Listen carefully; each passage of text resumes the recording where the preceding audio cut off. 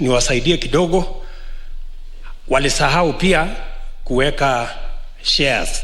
Niko na shares 400,000 ya Safaricom. Wangeweka hiyo. Na pia wangeweka kama kuna askari pia wanalinda huko. Wangeongeza hiyo. So wamejaribu, si mbaya, wamejaribu kufanya hiyo lifestyle audit ya William Ruto. So sasa wangeendelea sasa na hiyo lifestyle audit, tuende kwa mwingine, iko namna hiyo. Ndio maneno ikae sawa sawa. What is the problem? We expect that committee will come and visit this official residence. Hii ni mali ya serikali na ya Wakenya. Hawa maaskari wanasema sijui 100 na ngapi wako hapa, wakuje watuonyeshe ni huyu na majina yao. How can you tell us that it has taken you 9 years, 9 good years after deputy president amekuwa deputy president for 9 years to realize that ni GSU wako kwa gate? It takes you 9 years kugundua hiyo?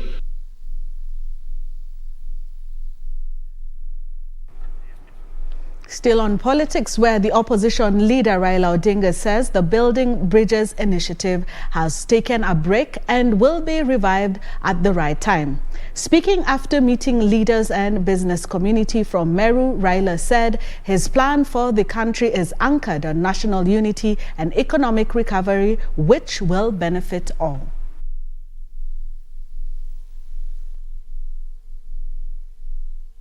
I myself am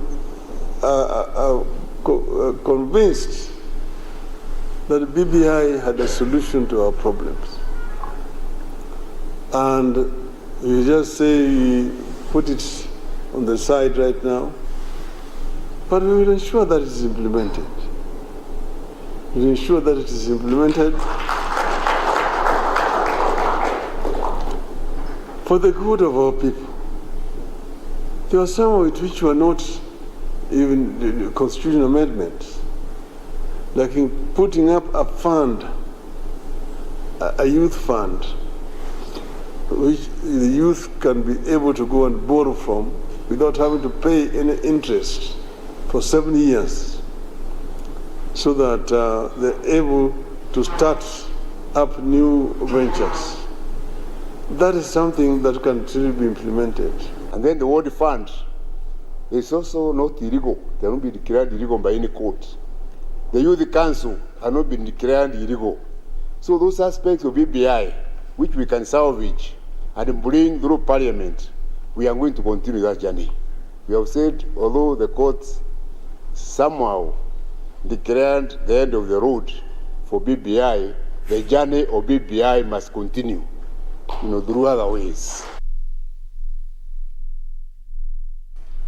Now, a new political formation, the National Alliance for Change, has been initiated by National Assembly Speaker Justin Muturi, Makueni Governor Kivutha Kibwana, NARC Kenya Party Leader Martha Karua, and former Secretary General of the United Nations Conference and Trade and Development Mukisa Kitui. The four say the journey of transformational leadership for the country has begun and there is no turning back.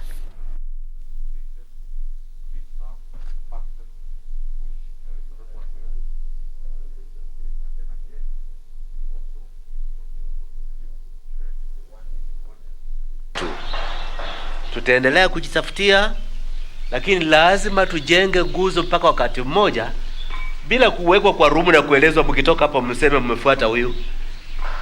Tutaamua wenyewe kwa ustaarabu wetu ni nani atakuwa primus inter pares, first among equals. People in political parties, people in the religious sector, professionals, they are saying that this is the future and people want to support us, and many people will come so that we work together. Na wenzangu hapa tutaungana kuona ya kwamba tumechangia kuletea Kenya uongozi bora. Hataki kwenda kuambiwa na mtu mwingine, nyinyi ati mtawekelewa mkono. Hataki kuwekelewa mkono. Unajua those who are Anglicans, who are Christians, unajua confirmation, watu wanasema kuwa moko tigo kuwekelewa mkono. Hatutaki hiyo. Acha tuwekelewe na Mungu peke yake na Wakenya. Now, the Independent Electoral and Boundaries Commission, IEBC, is now fully constituted after 4 commissioners were sworn in by Chief Justice Martha Koome at the Supreme Court.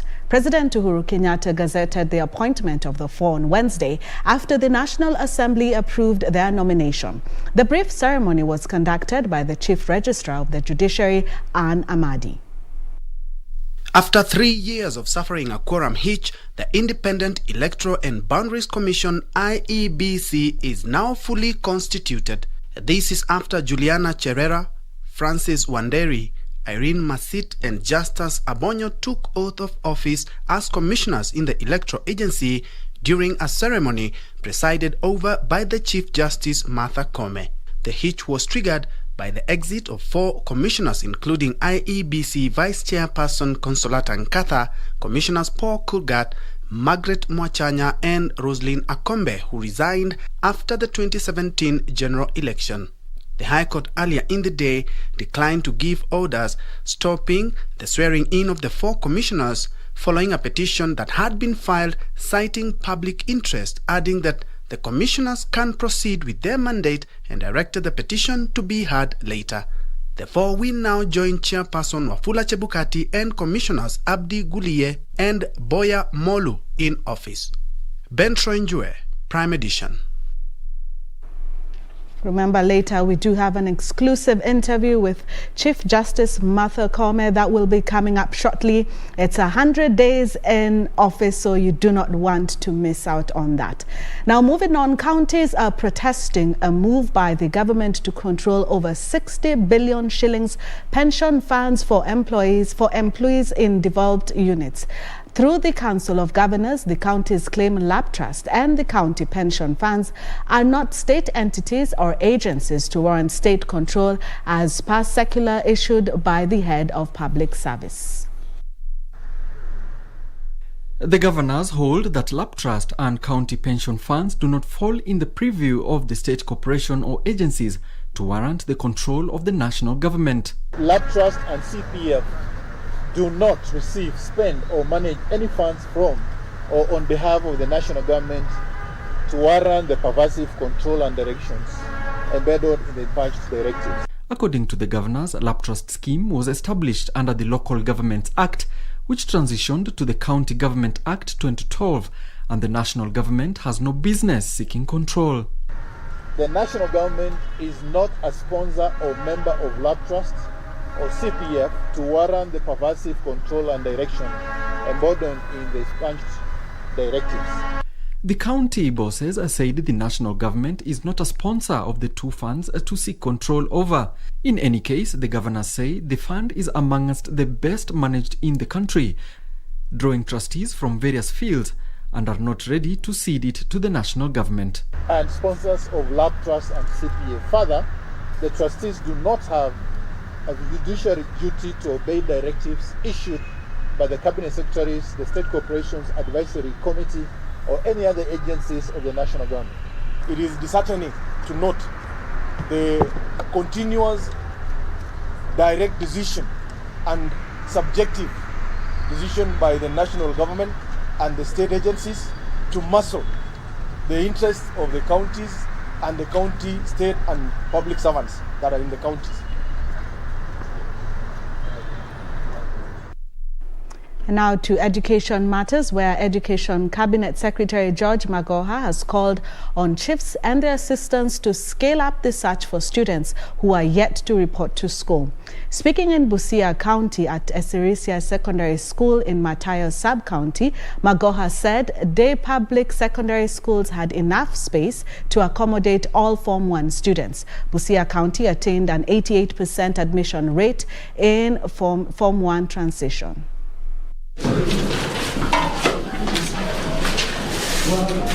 Let all the children go to school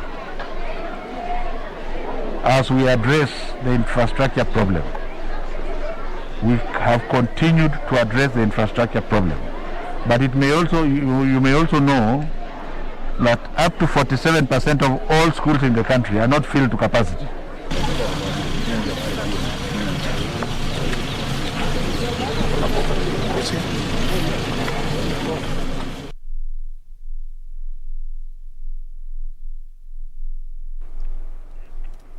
Now, Kenya has recorded another 970 new cases of COVID-19 disease out of 7,940 samples screened in the last 24 hours.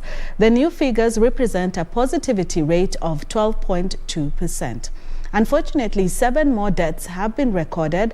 All of them were late audits conducted in August. The death toll now stands at 4,776 as of 1st September. A total of 2,807,945 vaccines have been administered. Now, globally, over 218 million cases have been reported, with the number of fatalities standing at slightly over 4.5 million. This is according to data from the Johns Hopkins University. You can now call hotline 719 to report any cases involving malpractices in the administration of the COVID-19 vaccines. Health Principal Secretary Susan Machoche says that the ministry is doing all it can to ensure the vaccination exercise is not only seamless but effective. She was speaking at the Jomo Kenyatta International Airport on Thursday when she received 358,200 doses of the AstraZeneca vaccine from the Canadian government. Kenya has received a major boost in its war against the coronavirus pandemic following a donation from Canadian government of 358,200 doses of AstraZeneca vaccine. The plane carrying the vaccine touched down at Jomo Kenyatta International Airport Thursday morning. Health Principal Secretary Susan Machoche lauding the Canadian government for collaborating with Kenya in ensuring the war against the COVID-19 pandemic is won. On a robust, sustained vaccination campaign against COVID-19. Therefore, this donation certainly and obviously could not have come at a much better time. The PS warning rogue facilities administering vaccines to Kenyans without the authorization of the ministry. She says the crackdown on such facilities will continue and those found their licenses will be revoked. We are not interested to see more facilities because it costs. It will cost you your career as a health worker. It will cost you a license as a health facility. So that is a continuous process. All the vaccines that we have in this country are offered free of charge to the citizens. Acting Canadian High Commissioner to Kenya, David Anthony, expressed his country's commitment in enabling Kenya put its foot forward in the fight against the deadly virus. For Canada, we strongly believe that no one is safe in this pandemic until everyone is safe. Canada recognizes that COVID-19 poses a unique and truly global challenge. It is in our common interest to work together to defeat this pandemic as a global community. Dr. Willis Ahwale, the chairman of the COVID-19 task force, said that a number of Kenyans are evading the second jab of the AstraZeneca vaccine to wait for the Moderna vaccine. All these vaccines are the same. We have not reached a situation where we will have the luxury to choose which vaccine. In scarcity, you cannot do cherry picking. Health workers are currently undergoing training on how to administer the Moderna vaccine, which arrived in the country on Monday. The arrival of the consignment from Canadian government containing 450,000 doses of AstraZeneca vaccine is a great milestone and a step in the right direction in intensifying war against COVID-19 pandemic that has caused death, destabilized and ravaged the economy of this country. For Prime Edition from Jomo Kenyatta International Airport, I'm Timothy Kipnusu. Thank you, Kipnusu, for that report. Now we take a short break, but when we come back, more business stories and Tax 101 coming up shortly.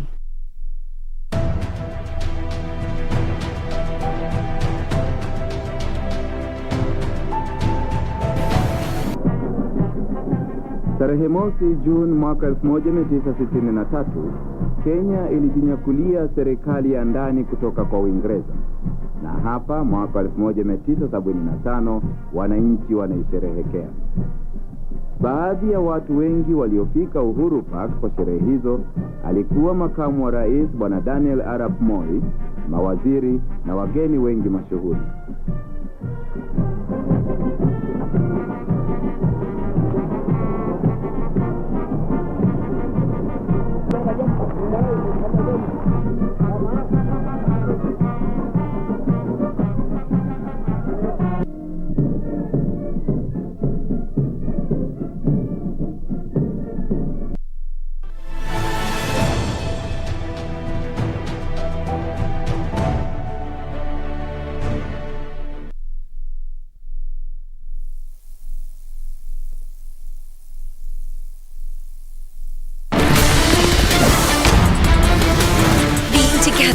dangerous. He tried to rape me. He is my father's enemy. Over my dead body.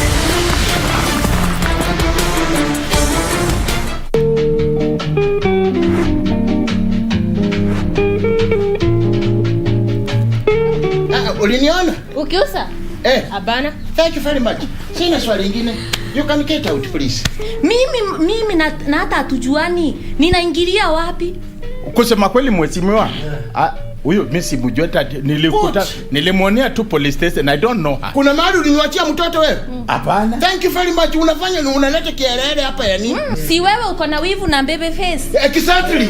Kila mtu ananiita baby face. Wewe ndio unaniambia namna gani? Mimi sina competition na mtu.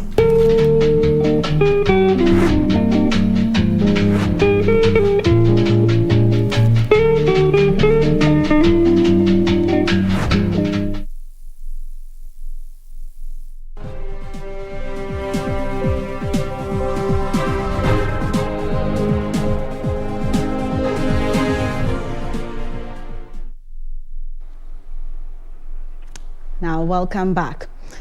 Tax 101, where customs duty is a tax charged on imported goods at the rate of up to 25% depending on the product, and as provided by the East Africa Community Common External Tariff.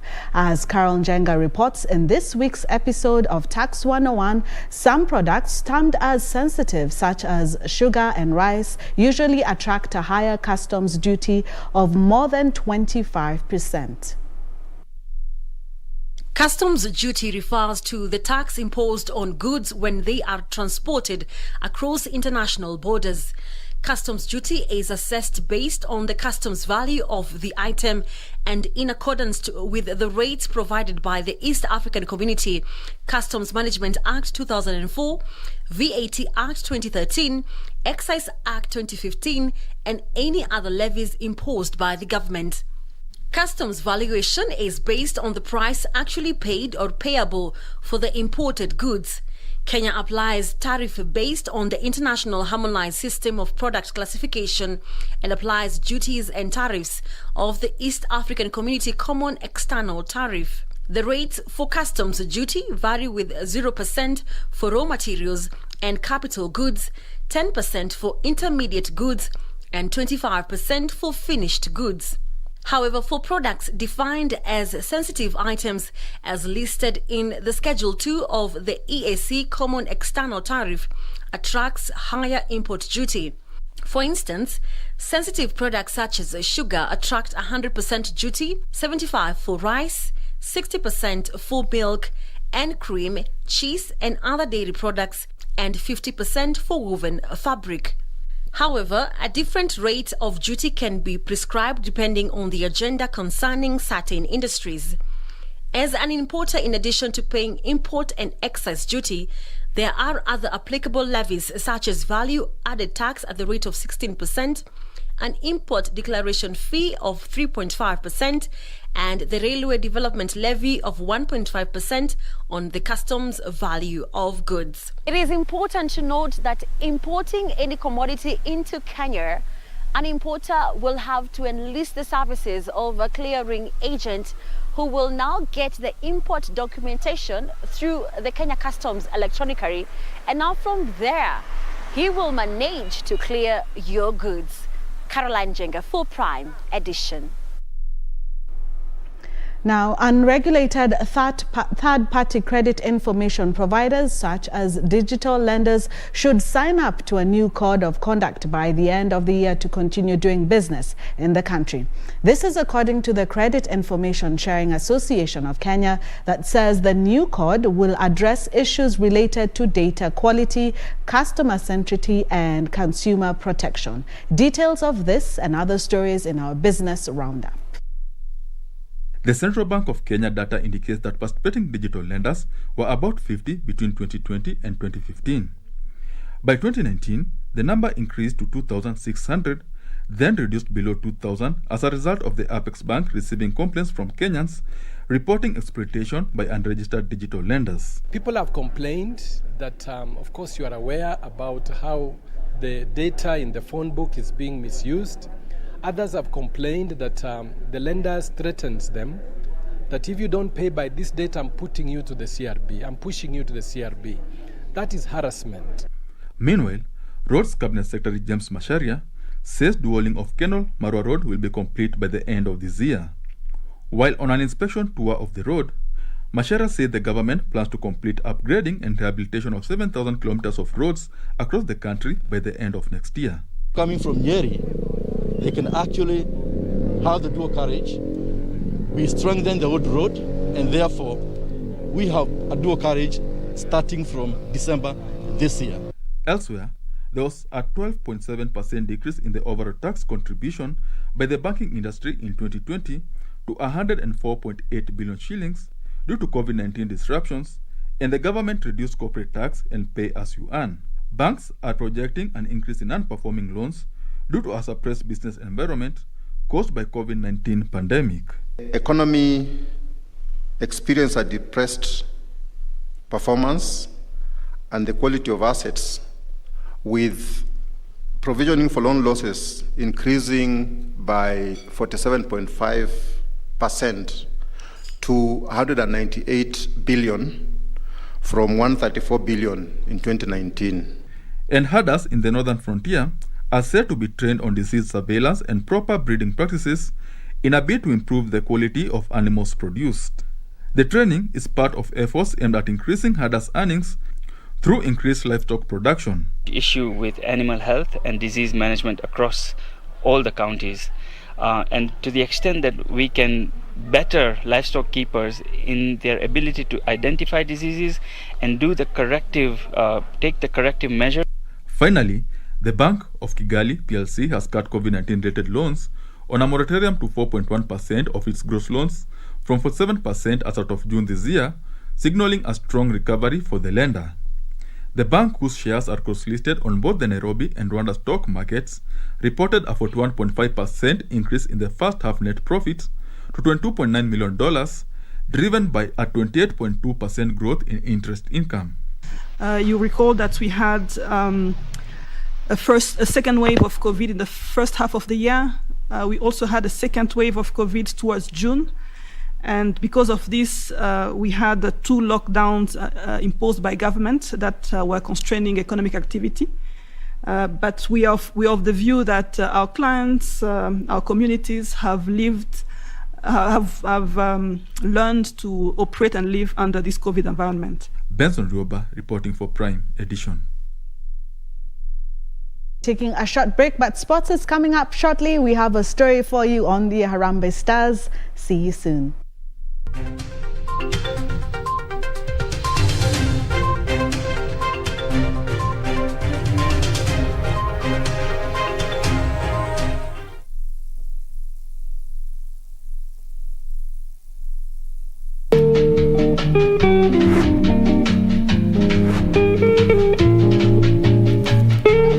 Uliniona? Ukiusa? Abana. Thank you very much. Sina swali lingine. You can get out, please. Mimi na hata hatujuani. Ninaingilia wapi? Kusema kweli mheshimiwa, huyo mimi simjui, hata nilimwonea tu police station. I don't know her. Kuna mahali uliniachia mtoto wewe? Hapana. Thank you very much. Unafanya unaleta kielele hapa ya nini? Si wewe uko na wivu na baby face. Exactly. Kila mtu ananiita baby face. Wewe ndio unaniambia namna gani? Mimi sina competition na mtu.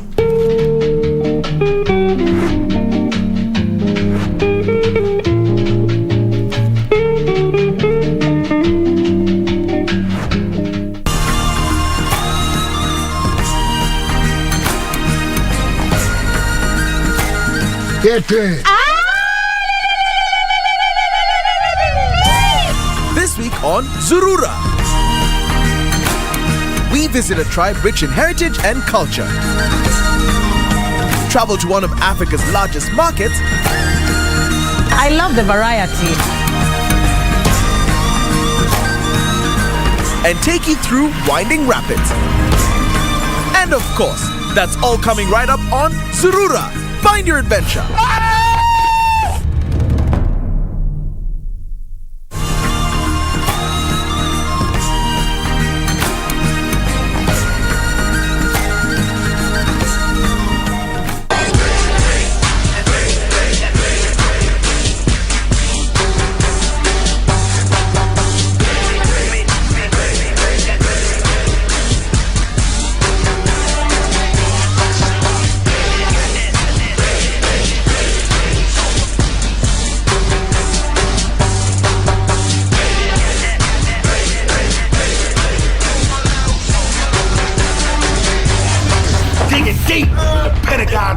until it pops. Tonight, the world's gonna see a massacre.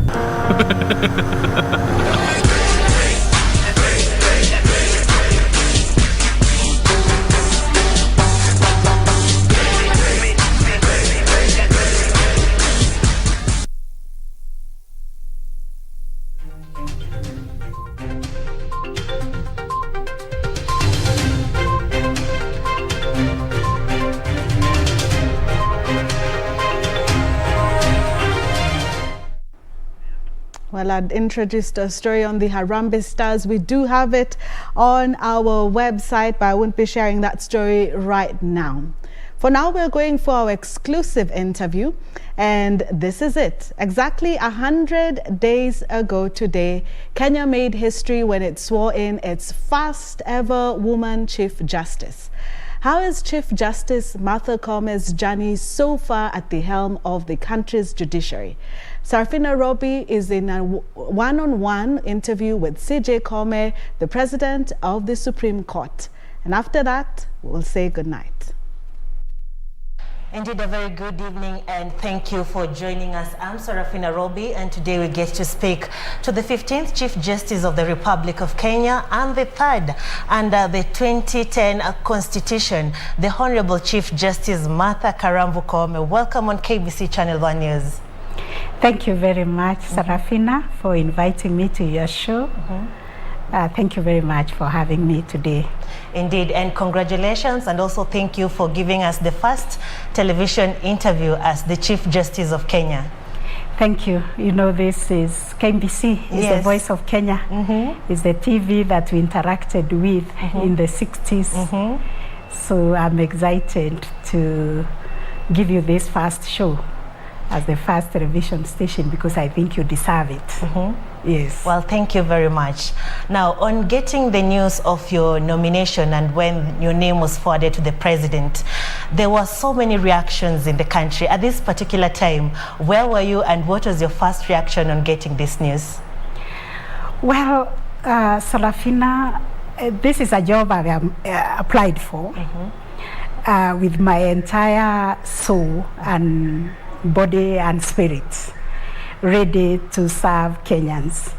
And when it was announced by the Judicial Service Commission that I was nominated, I was absolutely grateful to Almighty God and to the Judicial Service Commission for nominating me and giving me the honor and privilege to serve Kenyans. My name was forwarded to Parliament, to the National Assembly for vetting, and I also went through the vetting. Subsequently, I was sworn in the office.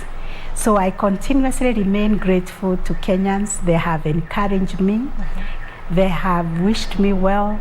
I've received numerous messages of goodwill, of encouragement, of pledges of support from Kenyans from all over the country, from institutions, professional bodies, diplomatic corps. I've had numerous courtesy calls by professional bodies, by the UN.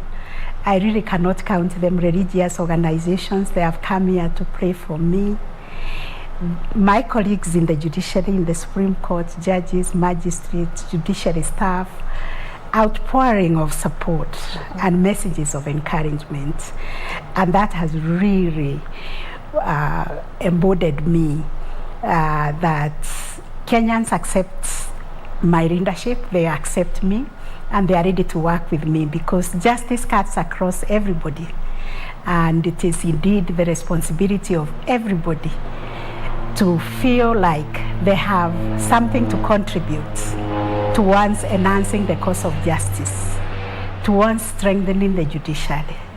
So before I even say anything, I just want to tell Kenyans, thank you very much for this honor and privilege, which I take with utmost humility and grace to serve them. And I dedicate myself completely to serve them as a servant of the Constitution and of Kenyans. Indeed. And also there was a lot of celebration even from your hometown, given that you had said you were born in Meru, in Kethio village.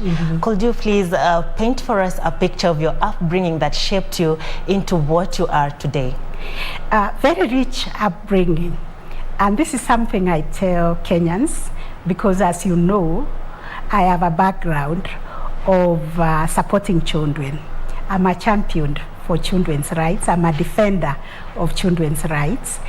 And I know how rich it is to bring up a child in the village. Because actually the child in the village belongs to the community. It is the responsibility of the community to see that child grow. I was surrounded by loving uncles, aunties, neighbors.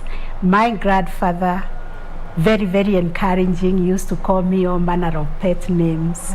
And taking responsibility, because once you live in the village, you look around and see, how can I support my mother to relieve the pain that my mother goes through every day, to fend for us, 9 of us, with no income, with no cash crops, just growing food for us to eat and sell the surplus and get whatever else we needed to get from the little income that we get from selling produce in the market.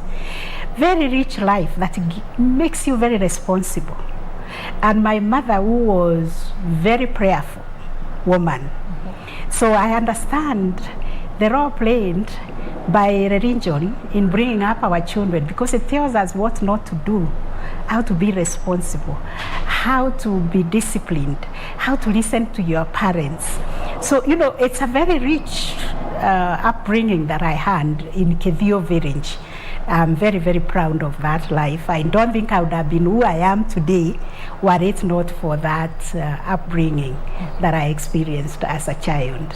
You were a firstborn in the family? I was the eighth born in a family of 18. My father was a polygamist, so we were 18 of us. My mother was the first wife, so you know the struggle of growing up from peasants' parents who did not have a standing income, a job, or, you know, anyway, to draw an income from other than what we grew in our pieces of land and what we gathered for eating and for selling. But it was sufficient, because what mattered was the love and the acceptance. I was completely accepted by my siblings, by my uncles, my aunties. We went to church with my mother every Wednesday evening and every Sunday. And all these conferences, Christian revival conferences that happened in the 60s, I attended all of them as a child. I got saved, I don't know how many times, because as a child they say, oh, those who are not saved come forward. So I would go forward and say I'm saved, until maybe the 15th time my mother told me, but you got saved the other day, so I stopped getting saved. So when these days people ask, when did you get saved? I tell them I got saved so many times, I don't remember when. So that was the kind of upbringing I had. Yes. That was really nice. It really honed your leadership skills. Yes. And now that you've gotten into the judiciary, what has been your priority for the first 100 days in office? The last 100 days, I've seen a lot of milestones. We have been able to achieve quite a bit of successes in many areas. And this also allowed me to thank the many, many supporters who have given me support. My colleagues here in the judiciary, judges, the directorates, many, many support I've received also from partners to be able to achieve what we have achieved in the last 100 days. First of all, I can talk about access to justice. During my interview, remember, I was asked, what am I going to do about the stalemate that was there regarding the appointment of the 40 judges? And my simple answer was that I'm a solution solver. I mean, I've solved problems. I'm a problem solver. I always look for a solution. Every problem that I encounter, I look for a solution. That's how I designed cases, because I'm an adjudicator. So there is always problems to be solved, solutions to be found. And you find solutions everywhere, because if a problem has emerged, the same way to emerge, there must be a solution. Indeed. So I said that is the boldness and the expertise I'm bringing in this office of solving problems, building relationships, dialogue, and building partnerships. So my first engagement as the Chief Justice was to attend the Madaraka Day celebrations, which happened in Kisumu, and to visit the law courts in Kisumu. When I visited the law courts in Kisumu, I was really concerned about the delivery of justice because of the shortage of judges that there was.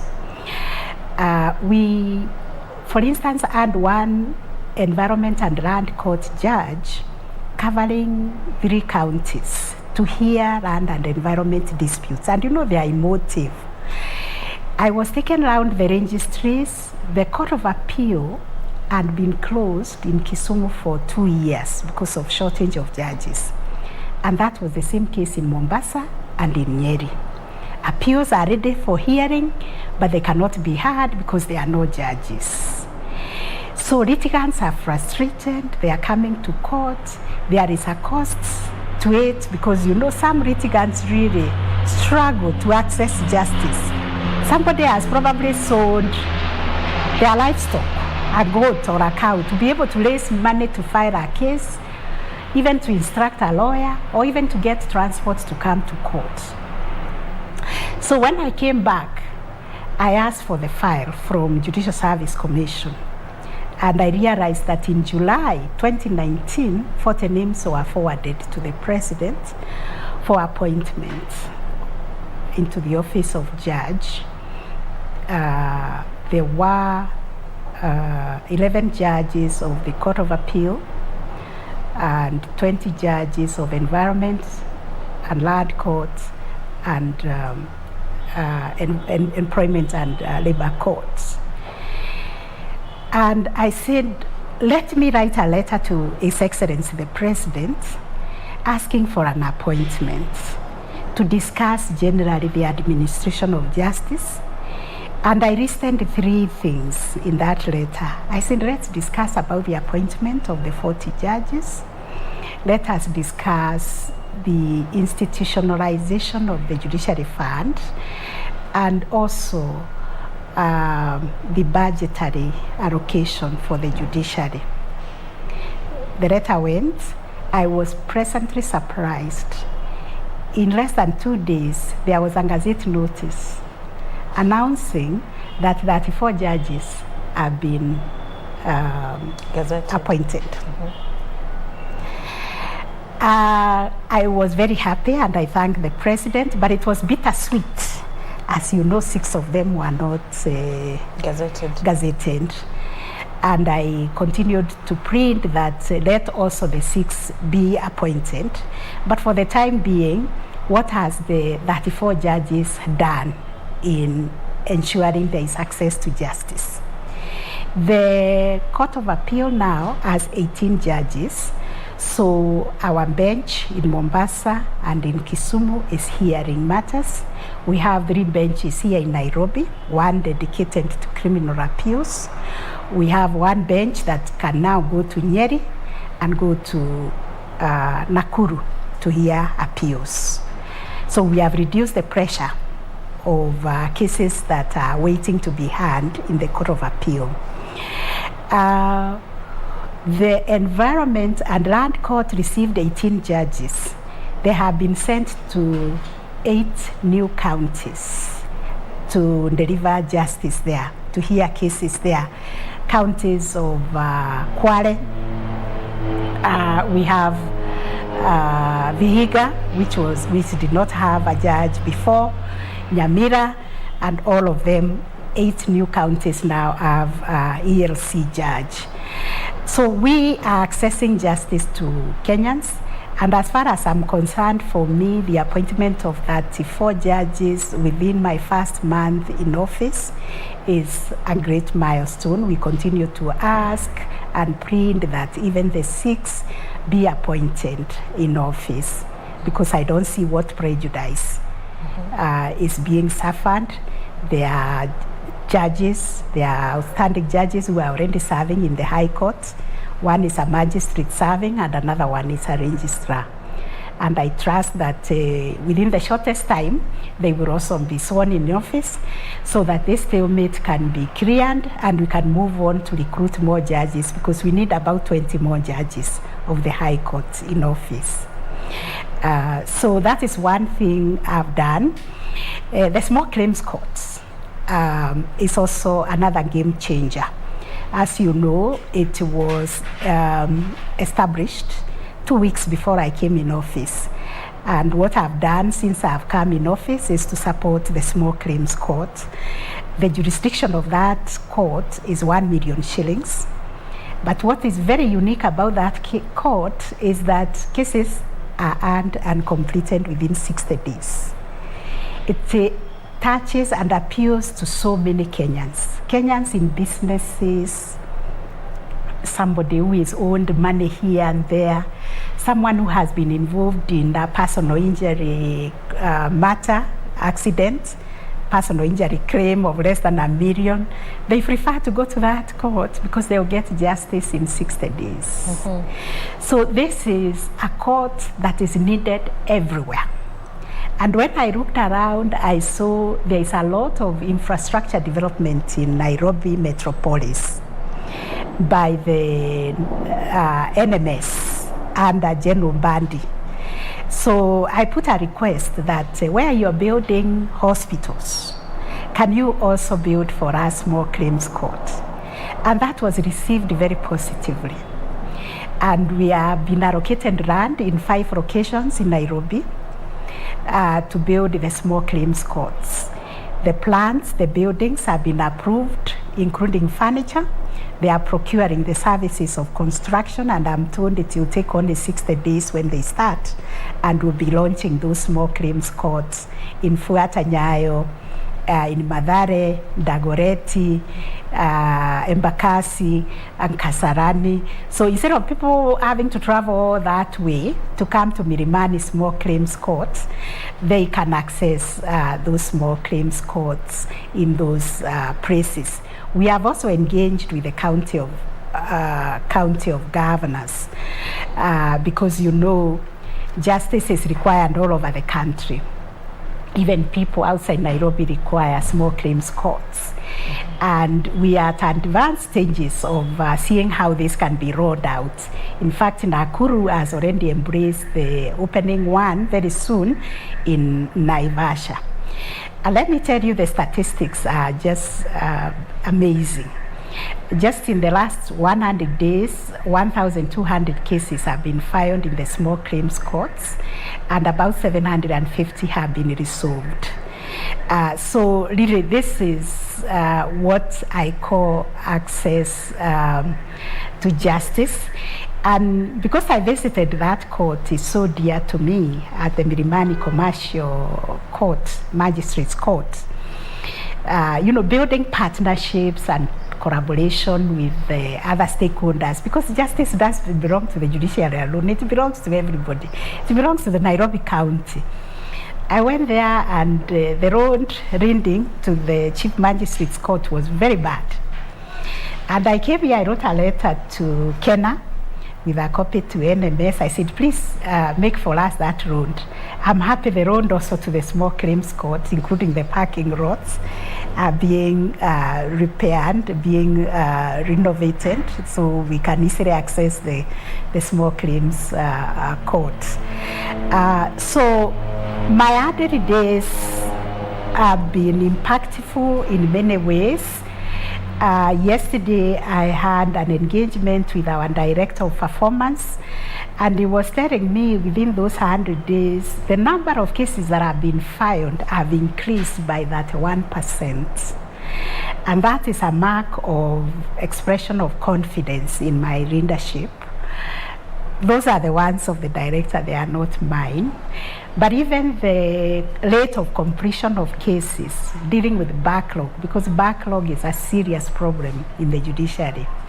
We are seeing a higher rate of clearance of backlog of cases because we have engaged the leadership of the judiciary. I've even expanded that leadership to include magistracy, tribunals, the KBC, and the judiciary staff to come into the management of the judiciary, which I chair with the Deputy Chief Justice, the Principal Judge of the High Court, the President of the Court of Appeal, and representatives of all the courts. So we come together to see how can we ensure that we are accessing justice to Kenyans. And we have continued to dialogue and also with the court stations, end-of stations, presiding judges, for everybody to take responsibility of their dockets. When I'm a judge, I have the authority of the Chief Justice to employ innovative ways of resolving disputes. And I have commitment from judges. Actually, they are actively managing their cases. There is no case that should remain in the registry without active management. Either the case is being fixed for hearing by the clerk, it is being given directions by the registrar of the court station, or it's before the judge for hearing, or for it's before the court annex mediation for them to resolve, because we are also recognizing that the court annex mediation is another game changer. So I'm encouraging Kenyans to embrace alternative dispute resolutions by embracing these multi-door approaches. In fact, my vision is social justice, is a social transformation through access to justice. I want to see Kenyans who are empowered to know their rights, to take agency of their own circumstances, and want to find solutions for the problems that they encounter. When I have a problem, I know I can solve it myself, the same way I created this problem. Especially matters involving families. Surely we should be able to solve them, at the community level with our church leaders. We should be able, because even when we come to court, there is no magic that the court employs. If it is succession, a father has died, or a mother has died, the children are entitled to the estate equally. Do you need the court to tell you that? You can tell yourself that and go ahead to share that estate without having to come to court. So I'm looking forward to Kenyans embracing justice, because indeed everybody wants to be treated fairly, justly. You also treat the other person fairly and justly. That's all you've done so far for the first 100 days. Yes. And you've mentioned about the 34 judges. Now, what remains of the fate, what's the fate of the remaining 6 judges that were not gazetted? Like I said, these are serving judges, outstanding jurists serving in their stations wherever they are. And we are expecting them to be sworn anytime.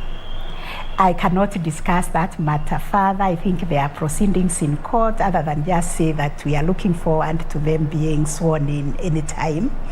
I'll leave it at that. And given that you're the 15th Chief Justice of the Republic of Kenya, your predecessors have been viewed on 2 aspects, on matters of jurisprudence and administrative functions.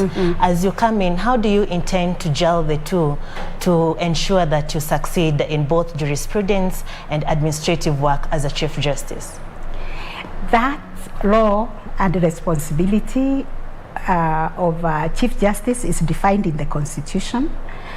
As far as my work as the President of the Supreme Court is concerned, it's also further spelled out in the Supreme Court Act. I'm a judge. I resolve disputes. I'm also an administrator because I'm the head of the judiciary. There is nothing that I do alone. In the Supreme Court, as you know, we are 7 of us. It's a collegial court. The new constitution, we still continue calling it new, but it's now 11 years old. We celebrate it. I cannot fathom how this office used to operate before the Constitution 2010. Because the Constitution 2010 has strengthened the office of the Chief Justice. I have a Deputy Chief Justice who supports me in the discharge of my leadership roles, and also is a judge in the Supreme Court, the Vice President. So when I'm not sitting in the Supreme Court, the Deputy Chief Justice is the Vice President of the Supreme Court. And when she is also not sitting, there is the senior most judge who presides over that court. So it's a collegial court. We are all, I'm just one among equals in the Supreme Court. I'm entitled to 1 vote there. And therefore, we look at matters, we have vibrant discussions and engagement, and deliver judgments according to the cases that are before me there. This is work I've done for the last 18 years as a judge and 15 years as an advocate, practicing law in these courts, actively involved in the courts. And as far as administration is concerned, I also sit as the chairperson of the Judicial Service Commission, that is charged with the responsibility of ensuring the promotion and protection of the independence of the judiciary and accountability, which means we recruit and discipline, deal with all the disciplinary cases for the judiciary. As far as learning, the judiciary itself is concerned, it's a very structured institution with directorates and very, very senior professionals who are handling those directorates, and each one of them is in charge of their portfolios. Recently, we gave even judges more responsibilities because we have very many areas that require leadership, and we have very many senior judges, readers in their own right, jurists who can do more than just delivering judgments. Just as I am here as a Chief Justice, my qualifications with the last magistrate is the same. We are all holders of a degree in law and a postgraduate diploma in law. So therefore, everybody is substantive in terms of learning in law and in their ability also to take other leadership positions. We have portfolios. Every judge in the Supreme Court is ending a portfolio. Justice Renaura is the chair of our ICT, and you know ICT is critical. It cuts across everything that we do. We are trying to digitize the last court at the last mile. And that's a huge responsibility to make sure that we embrace digital hearings. People don't have to travel for miles to come to court. You can sit at your home. Like the other day we had one case involving a litigant in Marindi, and he sat in a sitting room and engaged with this device. And we were on the screen, wherever we were, some were at home, I was here. And the gentleman was so happy he submitted. We went and wrote a judgment, it was read, and he received it at his sitting room. And he was elated. You know, so this is how technology is changing things and making work easy for us. So everybody in the Supreme Court is handling a very serious portfolio. Another key thing I need to mention is security. You've read in the press that Judiciary has established a police unit. This is some activity that has been in the works for the last 10 years, if I remember correctly. And since I assumed office, everywhere I went, there were complaints. Judges saying they have no security. This building, even you journalists who come here, you have found you could just enter anytime easily. We were sitting dark. I was even told there were people attempting to come and bomb this place, but they were intercepted far away. So when I looked at the file, I saw, this has been going on for the last 10 years. I engaged the IG and also the CS Interior. I said the same way Parliament as a police unit, the railways as a police unit, Judiciary is serving Kenyans as a arm of government with 130 court stations all over the country, including the headquarters, Milimani, where we are dealing with corruption cases. The magistrates there told me, please, Chief Justice, help us. We feel very insecure because of the kind of cases we are handling. Even the people who are charged in that court enter there with guns in their pockets, and there's nothing they can do. So this is a milestone.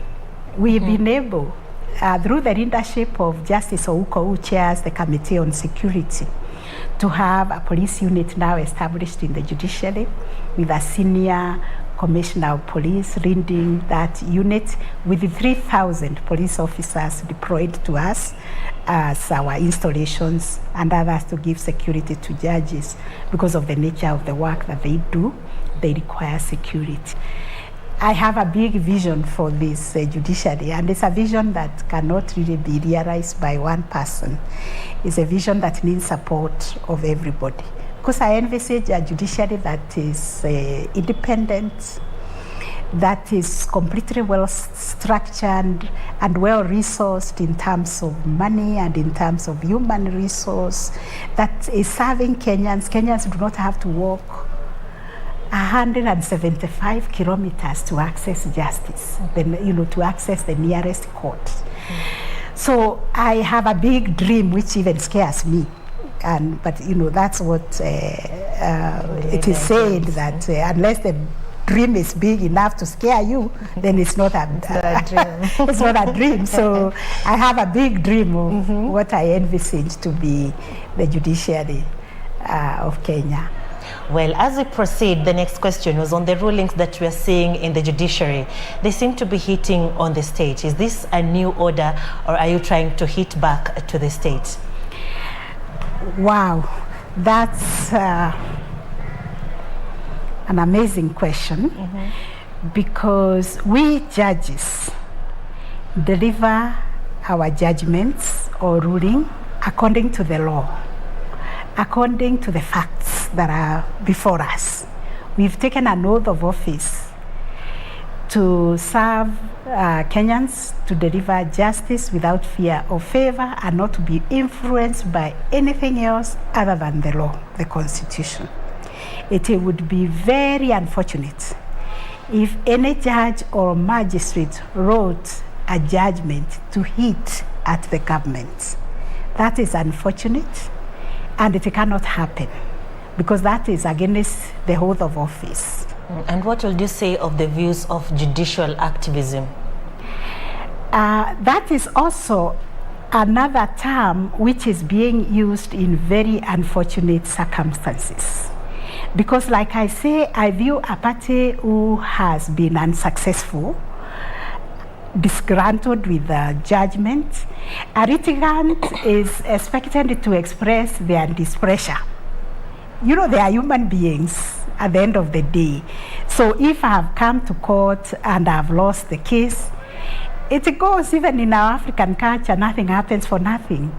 So I say this is a corrupt judgment, this is an illegal judgment, this is an activist judgment. For me, activism looks at the future.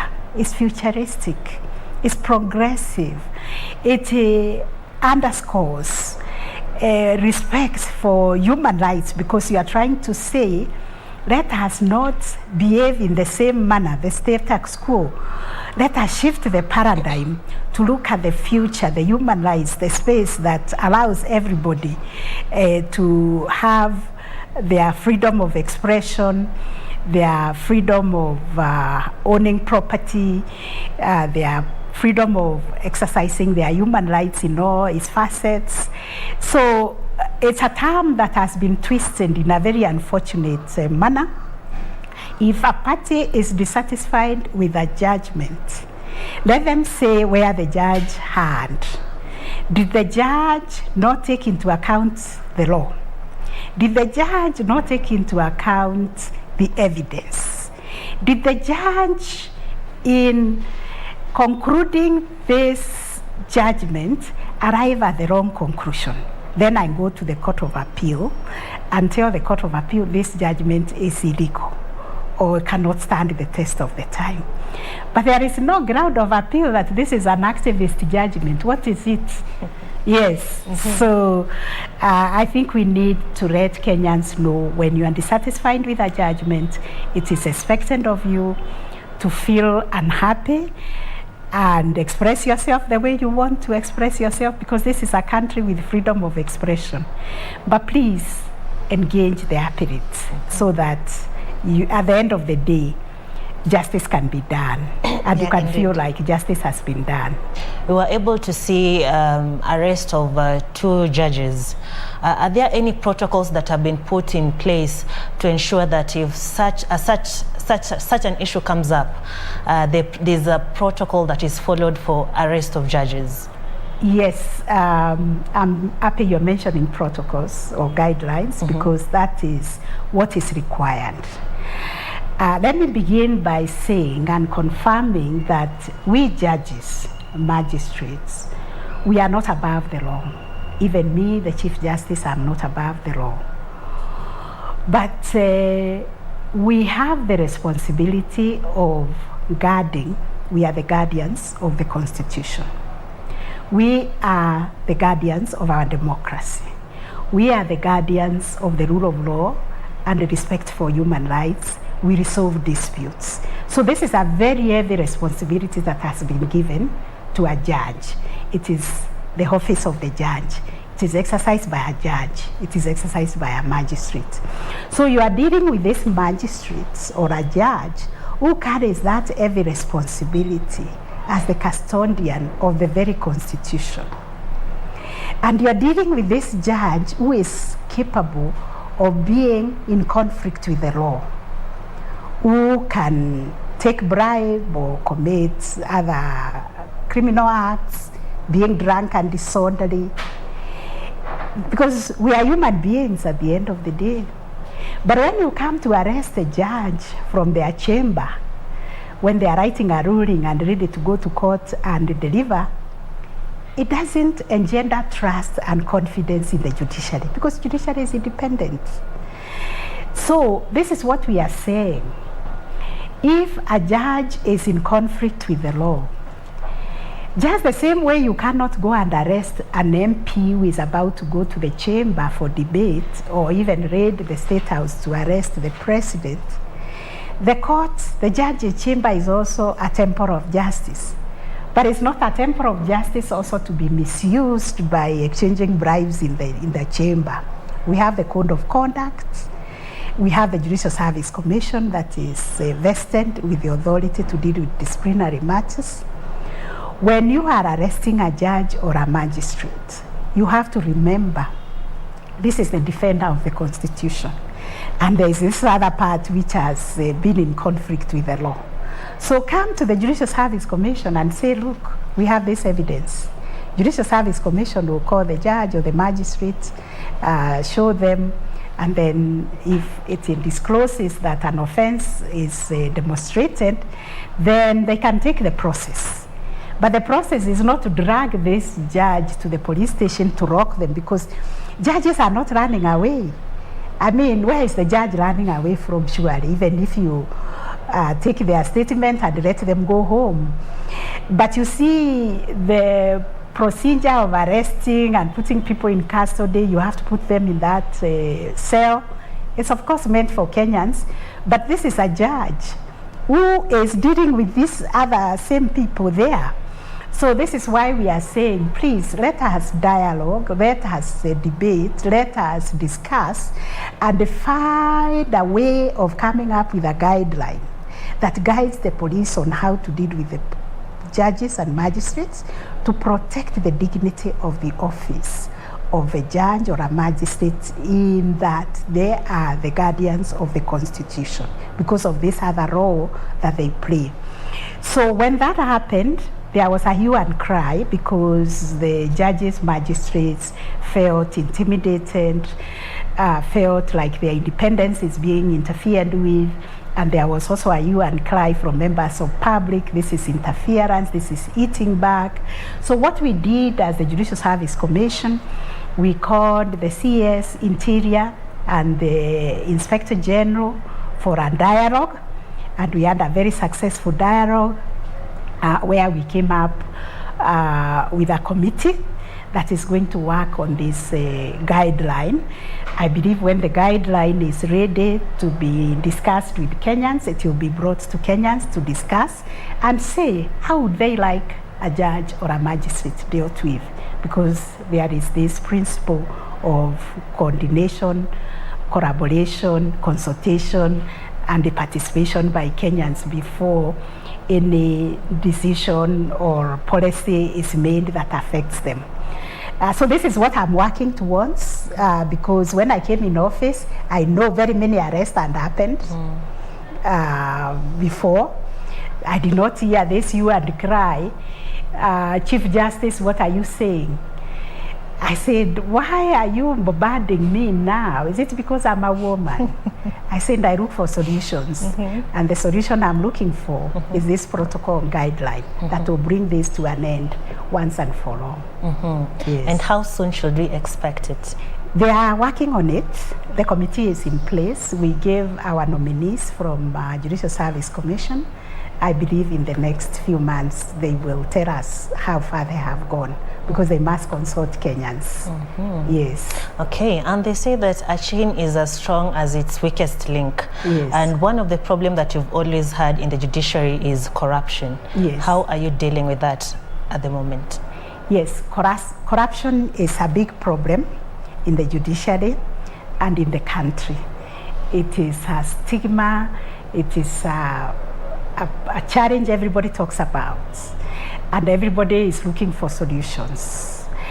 In the judiciary, we are working very hard to ensure that our judges, our magistrates, and judicial officers live by ethical behavior according to the code of conduct in terms of service delivery.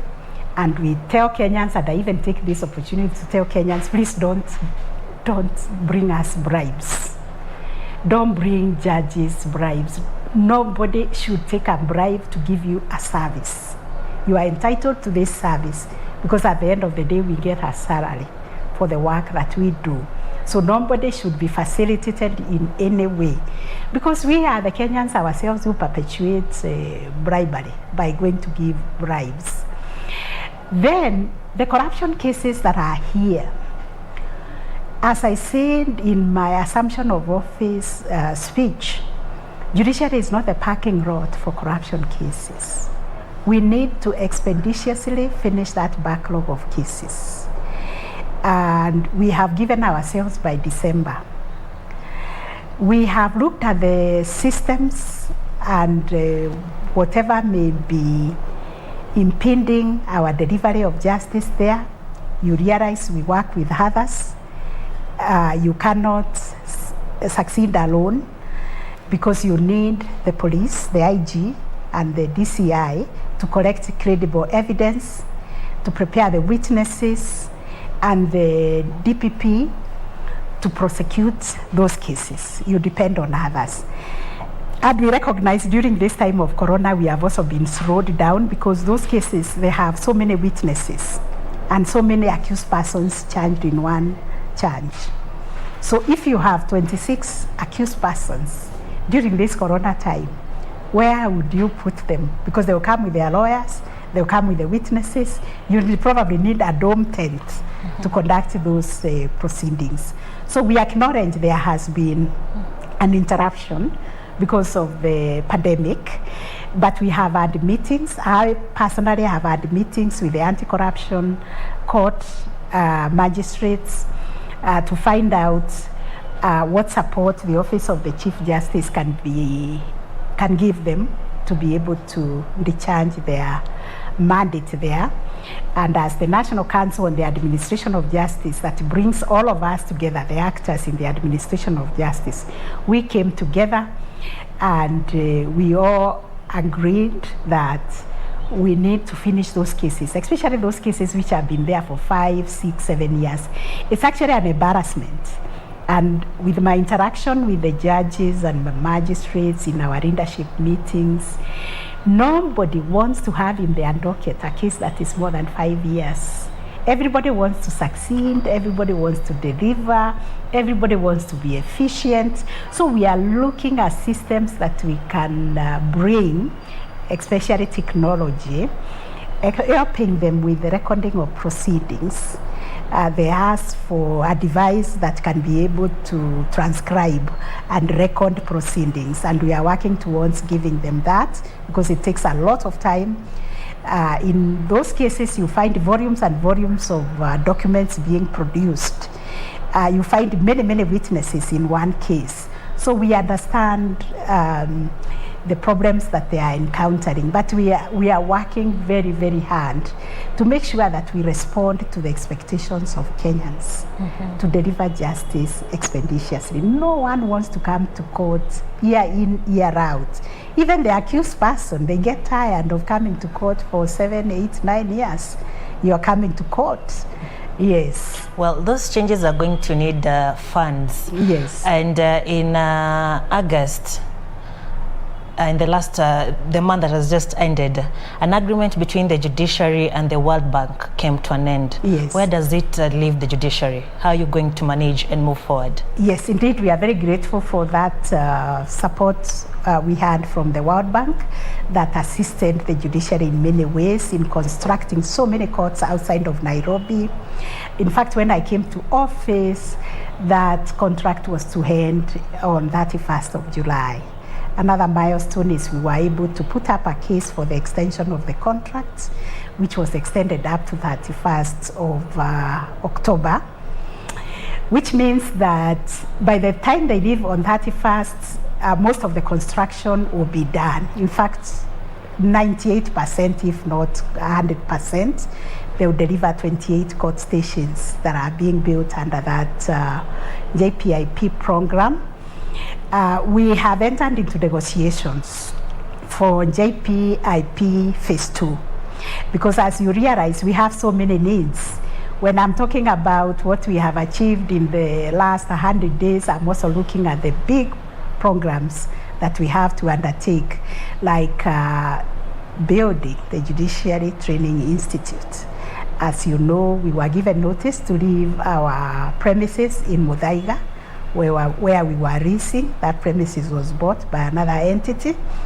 I also came here and wrote an application to the CS RANDS asking for land for us to build the Judiciary Training Institute.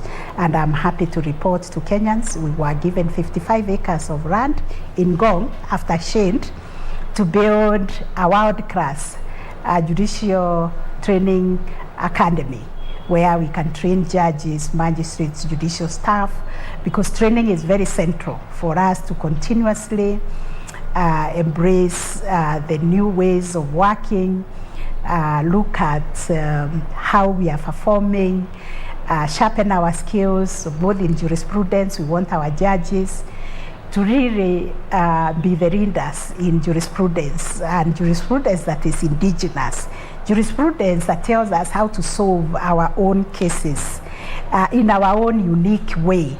You know, like our land issues, our problems here in Kenya are unique from what is experienced in other parts of the world, in the Commonwealth.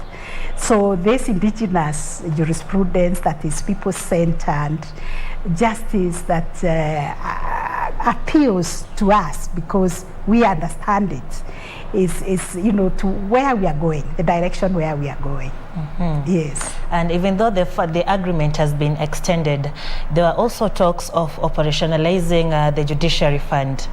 Yes, that's another milestone I'm very happy about. Mm-hmm. As you know, the Judiciary Fund is provided for in the Constitution 2010, and the Judiciary Transformation Framework a very good blueprint that has guided us on our transformation of the judiciary. And also the Sustained Judiciary Transformation Framework, they all had an aspect of the judiciary fund. Because as you know, we can never be independent unless we have financial independence. We cannot say we are independent if we hire judges and we are running to Treasury, give us money for the judges, for their cars, give us monies to pay this bill. And you know those budgetary allocations are released also late. You can't plan. You have a work plan that tells you you have to do this on this day. And then the money comes when the what you were supposed to do was supposed to be started on day one, and the money you are supposed to get is for the quarter, and it's coming that 30 days before you can complete. Therefore, you engage in procurement that doesn't make sense, and there are some things you are unable to do. Then the money goes back to the Treasury. So with our own fund, we'll be able to manage the funds that we get within the work plan that we will draw. And I'm happy to report to Kenyans that we have authority to institutionalize, operationalize the judiciary fund. That's a big achievement for the judiciary. I cannot claim that success alone, but also pay tribute to my predecessors because they developed the Act of Parliament on setting up the judiciary fund and the rules and regulations. All have come to do is plug it, because now we have a committee from the National Treasury, the Central Bank, and from the Controller of Budgets, their technical team helping us to build our own financial system, which I'm told will be up and running, judicial IFMIS, so that we can migrate formally from the government IFMIS. We have our own IFMIS. It takes time to build it, to make sure that it is secure. Funds can also be siphoned. We can be given that money and it can walk away with gunny bags. So we are very keen on ensuring it's a very, very credible, stable, secure financial system that we are creating, which is going to secure the funding that is given to the judiciary to ensure that we deliver justice to Kenyans and money doesn't get siphoned. We've not seen a cordial relationship between the judiciary and other arms of the government, especially the executive. As you're in as the Chief Justice of the Republic of Kenya, what are you doing to ensure a cordial relationship between the judiciary, the executive, and the legislature in the same way as you try to maintain the independence of the judiciary? Thank you very much, Sarafina. I think I'm very interested in building very cordial relationship. I'm a very cordial person. I don't like conflict because I spend all my life solving conflict, so I don't create conflict. I create an enabling environment wherever I go and whoever I interact with. And I believe it's in the best interest of the executive and also the legislature to have a government that works seamlessly. Because our laws are very well defined in the Constitution. The independence of the judiciary is secured in the Constitution. That we will operate without being told by anybody, directed by anybody, by any party or authority on how to decide our cases or on who to recruit as judges or magistrates. We are independent. But we are also interdependent because we are serving one Kenyan. And we rely on budgetary allocation from the same source. Therefore, we must come together. In many places, we are rendering service together. We are working with the police, the prisons, the ODPP, the AG, the Law Society, Kenyans. We are serving Kenyans. So in this interdependence, we need to understand it. And in the National Council on the Administration of Justice, we are actually said, let us have an act of parliament, a bill that tells us how do we relate with each other without causing anxiety. If I'm seen today having a cup of tea with His Excellency the President, or even with the Speaker, people should not be anxious, because we are not discussing a case. And indeed, we cannot discuss a case, because the President cannot tell me how to decide a case. And I cannot also tell a judge how to decide a case. We are very hierarchical, and we are very independent, and everybody owns their independence. Nobody wants to let go, and nobody can let go, and nobody wants to act against the Constitution. But this very same Constitution encourages us to collaborate, to coordinate, to cooperate and deliver. How do you deliver? If you are a three-legged stool and one stool is fallen, the whole stool will fall. So all of us must stand. Therefore, we must come together with dialogue.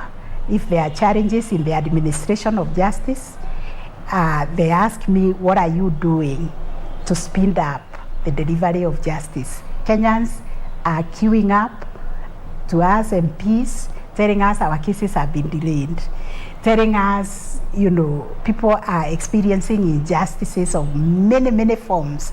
They are being killed, extrajudicial killings, no one is being charged, there is no law and order. And therefore I must be concerned as the Chief Justice that we are living in a country that is safe and secure. So these broad issues in the administration of justice must be discussed. Budgetary allocations. I need to tell the President, please come to this court and see. It is falling down. It has been condemned. So how can we expedite its renovation and also the building of the Supreme Court building with an headquarter for the judiciary that gives dignity to the service that we deliver, that Kenyans also feel proud to be associated with. So we will continue to dialogue, to seek forums where we can be with the speakers, the committees of parliament, for them to understand this big vision that I have, that it requires their support as well, because I cannot be able to deliver it alone without their support. Yes. And so what do you tell the critics who tend to see you as an extension of the executive? How can I be an extension of the executive? I am a judge. I have taken an oath of office. I understand exactly what that oath of office means. I spent the better part of my life as a practicing advocate, clamoring for constitutional reform that guarantees us democracy, the rule of law, and the independence of the judiciary, respect for human rights. I was a council member of the Law Society, of the East Africa Law Society. And when I became a judge, which decision have I given in favor of the executive where they do not deserve, which cannot stand the scrutiny of the law?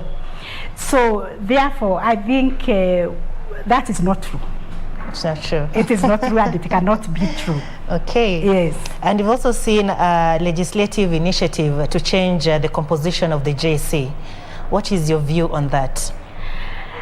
JSC is an independent constitutional commission.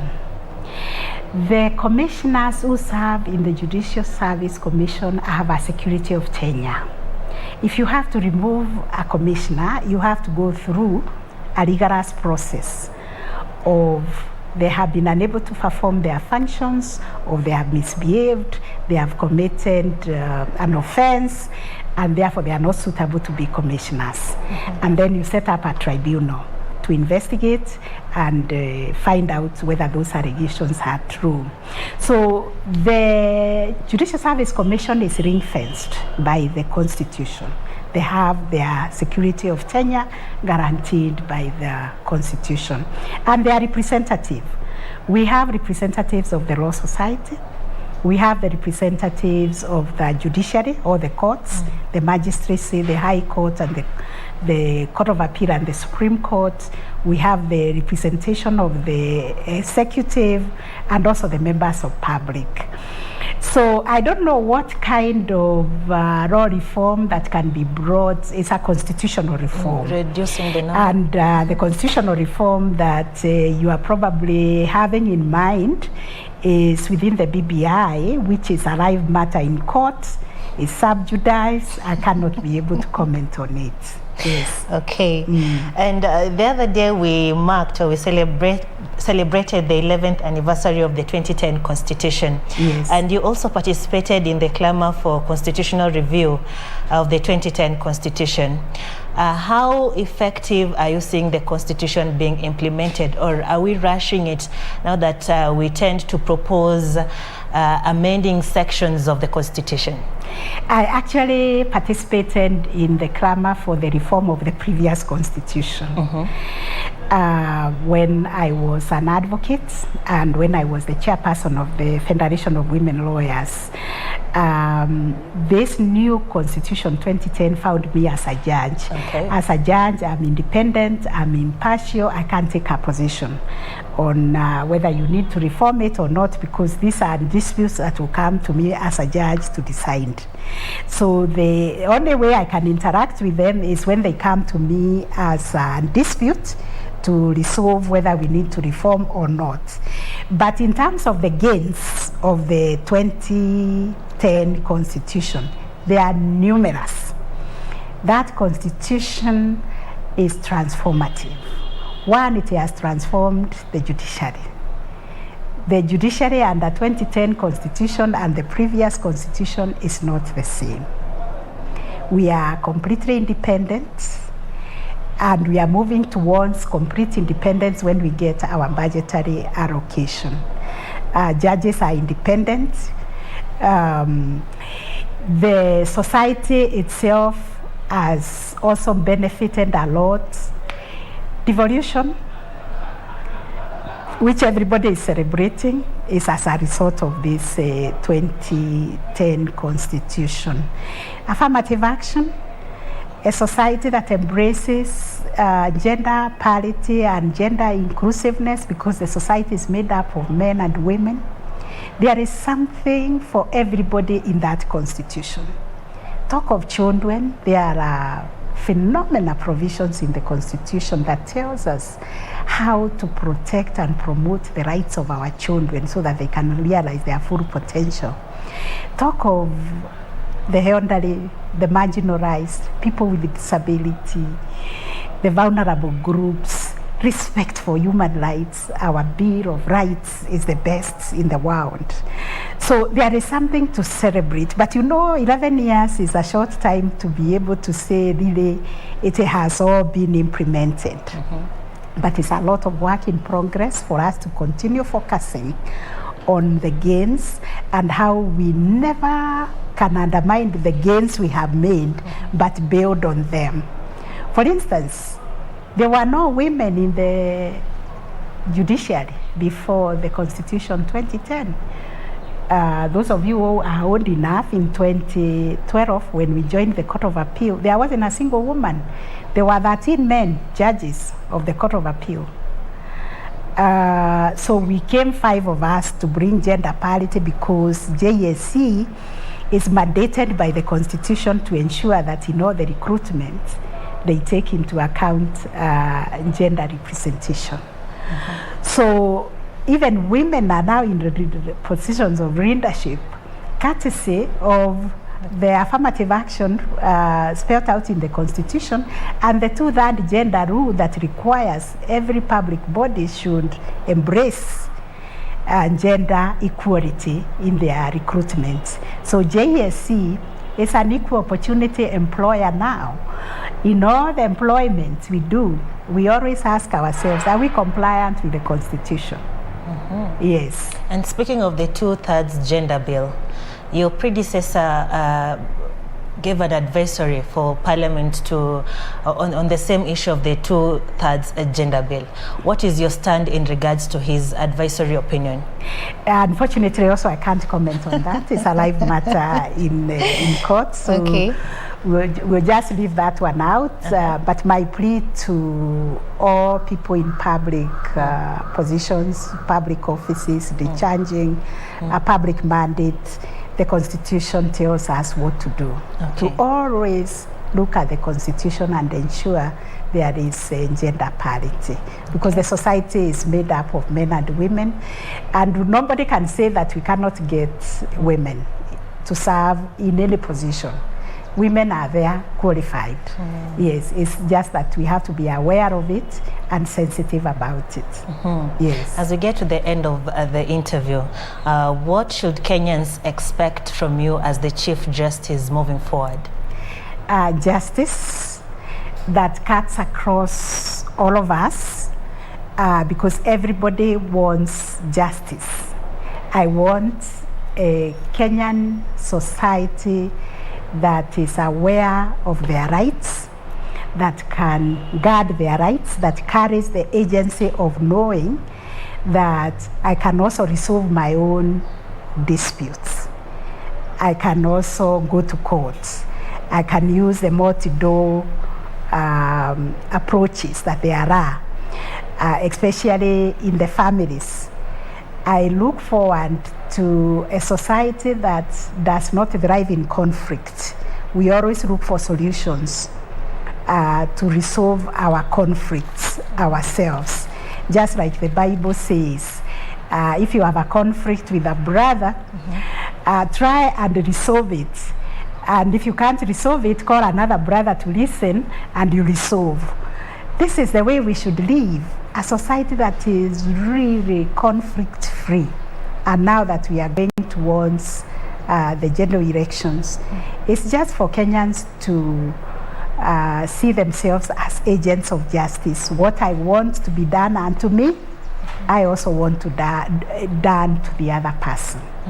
Yes. Now, on your personal capacity, just from matters judiciary and administration, in person,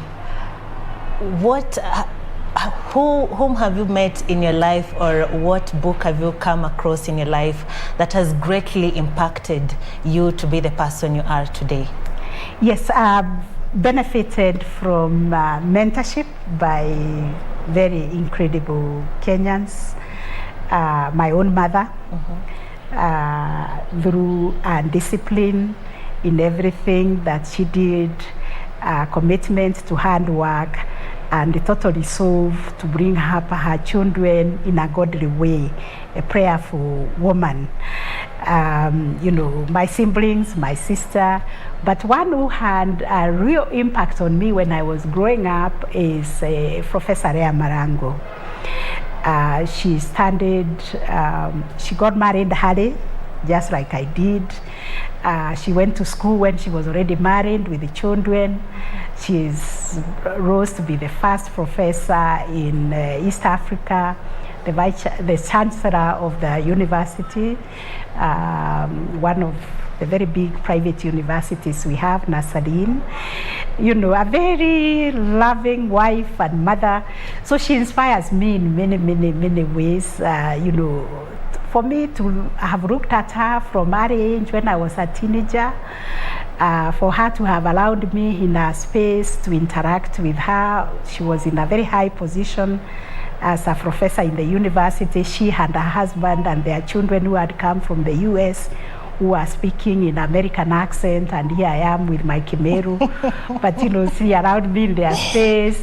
You know, for me to look at them and say, you know, it is possible.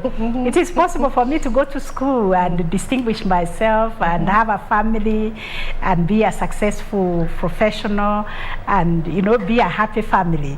So I've looked up to that. I've looked up to so many other people who have encourage me. Right now I'm reading a book by Obama, President Obama, Promised Land, a book he wrote after he left office, and he has chronicled the challenges he had when he went into office as the president, to deal with the challenges that he found in the office. Economic downturn of the whole American economy was crumbling.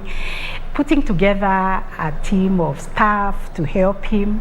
It has inspired me because when I came to this office, there were also shocks that I received. That this is an office, I did not even have staff because the staff of the office of the CJ are attached to the CJ. So when the CJ leaves, he leaves with the staff. So I just came here to find one secretary, Madam Grace, who has been here for a long time, but she was on retirement. She was told to hold on, to hand over to me when I come. And here I ran, everybody is expecting me. The Supreme Court wants me, Judicial Service Commission wants me, NCAJ wants me. Challenges, I don't have staff. I have to hire staff, and you know how difficult it is to hire staff. So I've made recommendations now to JSC that we should have permanent staff for the Office of the Chief Justice, and Directorate of Legal, and Directorate of Information, Finance, and all that offices, and then the Chief Justice can be around to have advisors that are attached to the tenure of the CJ, because nobody can hire for you an advisor. Nobody can hire for you a lawyer because they can misadvise you, and who do you blame? So those advisors are personal to the Chief Justice. So that is the book I'm reading, and it's helping me also navigate these problems and challenges that I'm encountering along the way. Yes. Well, thank you very much. That's why we put a cap on tonight's interview with you. Thank you for according us this opportunity. For our viewers, we have been speaking to the 15th Chief Justice of the Republic of Kenya and the third under the 2010 Constitution. Thank you very much also for your time. Do have yourself a good night. Goodbye.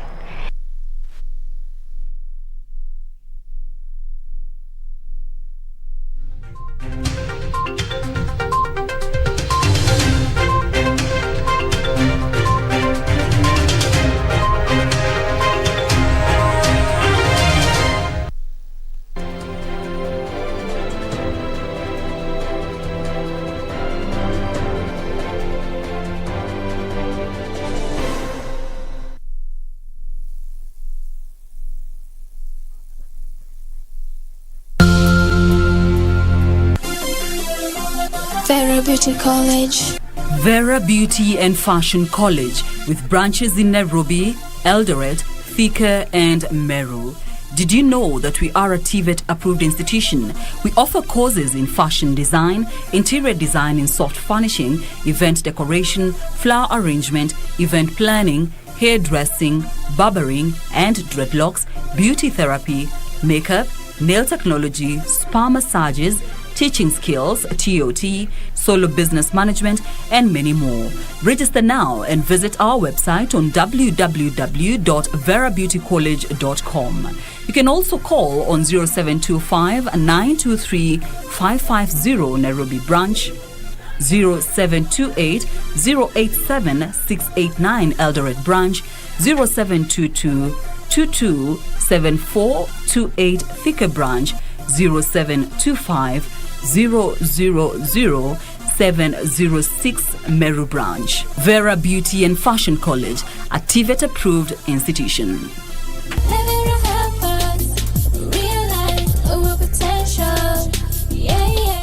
Kupata Baba Anakuja kama skiza tune, bonyeza *811 *967 hash. Nene napiga.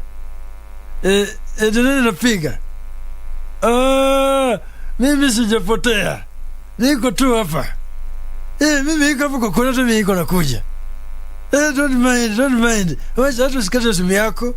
Mimi ndio hii nimefika, hata angalia. Kupata Baba Anakuja kama skiza tune, bonyeza *811 *967 hash. *811 *967 hash. Being together is dangerous. He tried to rape me. He is my father's enemy. Over my dead body.